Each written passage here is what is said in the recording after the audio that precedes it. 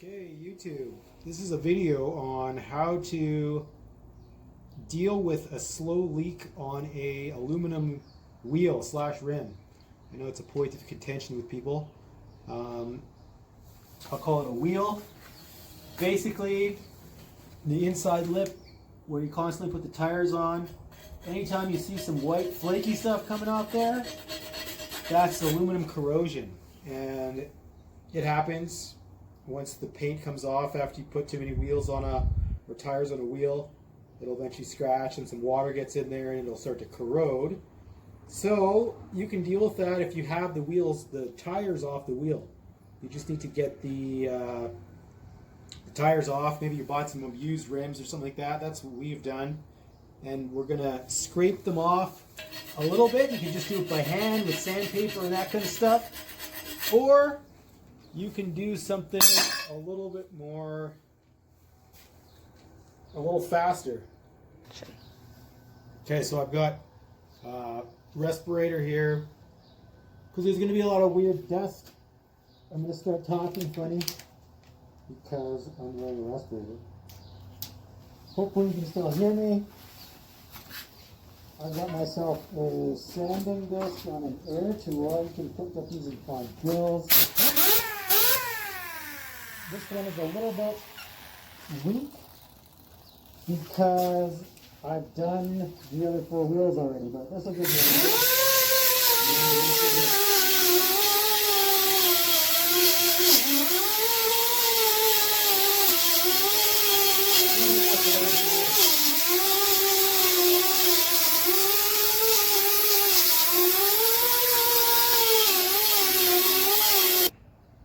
Okay, so this is a finished wheel, nice and smooth, no more corrosion on the edges. You can feel it with your thumb as you roll down. It's nice and clean again.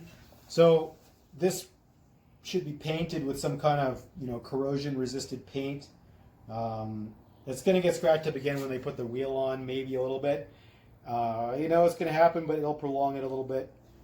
The other thing you could consider is just repainting the whole wheel, just scuffing it down and repainting the whole thing. Obviously covering these so they don't get painted on. Those are your tire pressure monitor sensors, TPMSs.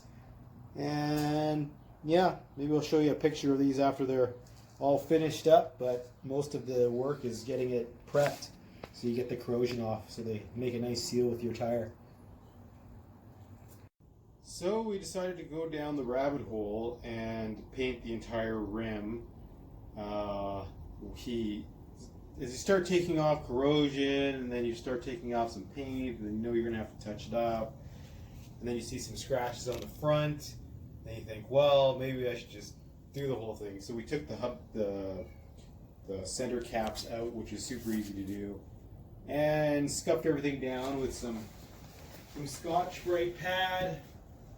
The Scotch-Brite pad is right here. And we put some painter's tape on there, on the TPMSs, the tire pressure monitor sensors, and the which are right here.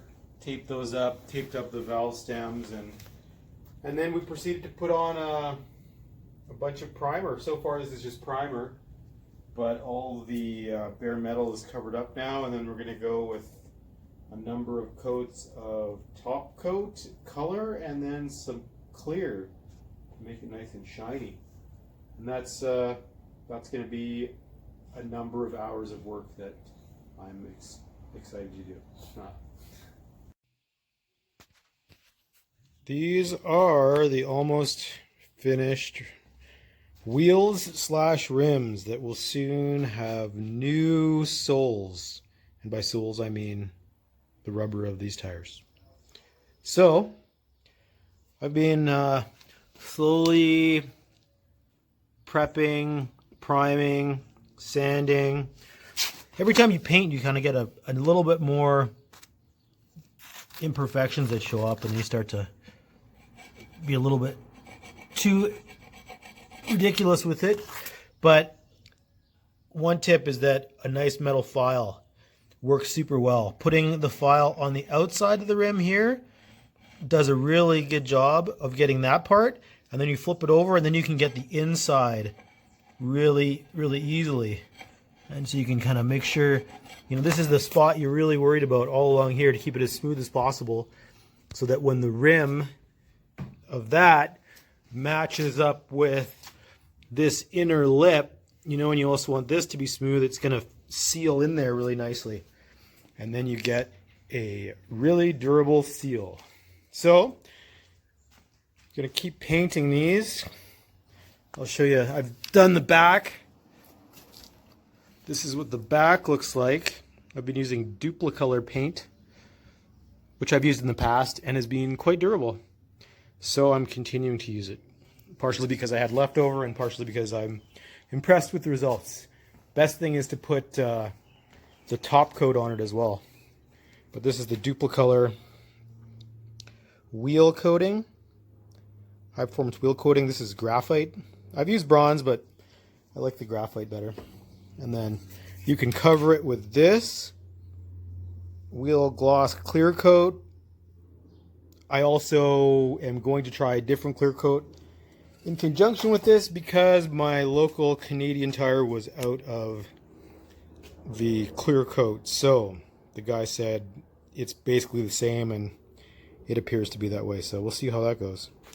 One other key tip, make sure when you're doing this, if you're painting, follow the instructions on the paint, because you want to put the first coat on, like once you've done all your priming and that's dry. I mean, even that you want to consider how quickly that is supposed to be allowed to dry before you top coat it, because most of these paints you need to put it on and then keep putting it on, layering after like 10 minutes or sometimes 2 hours, depending on the type of paint it is. And then you need to keep just that cycle. You can't let it dry for overnight and then come back and put another coat on, because the flash time of the paint will mess it all up. You'll get all these crazy wrinkles in the paint because the whole paint has to dry like an outer layer, like almost like a ceramic coating or something that's like a kiln drying. That's how it works. So just be mindful of that. I've done this before and wrecked a paint job and had to redo it because I didn't follow the instructions. I let it dry and then started putting more top coat on, and then it just basically dissolves the previous finish, which you don't want to do. You'll be really disappointed. So when you're going to do it, get ready and just go, because that's pretty much what you have to do. Okay, we'll show you once this is all finished up what it looks like, and then we'll show you some afters on the truck. These are the finished tire and rim combination. So we've got some 275 70R18 LT tires. They are Cooper Discoverer ST MAXXs. It's the same tires we had in our Land Rover Discovery 2 that was lifted. And we found them to be very good tires. They were quiet and very durable. We drove off-road in them a lot, and they seemed quite good. So we've got the same setup here, and all together seems good. This is the truck with the lift. You can see we've got quite a bit more ground clearance than we did before. You can actually get under the car, which is cool. Can't really see too much underneath the